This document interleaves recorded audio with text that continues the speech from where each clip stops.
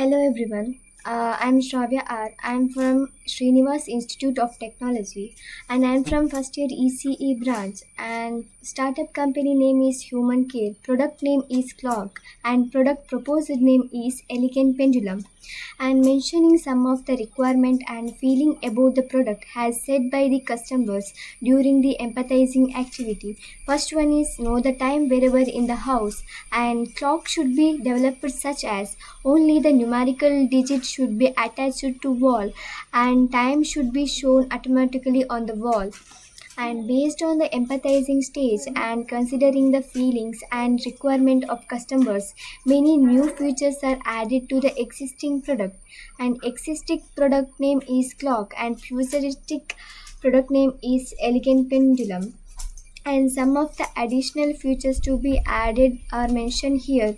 First one is extra light and sound and second one is time in digital and analog format. Third one is magnetic knob and fourth one is software used is AutoCAD and here is the modified clock picture and I request the viewers of this presentation video to comment your opinion to satisfy the testing stage and thank you all.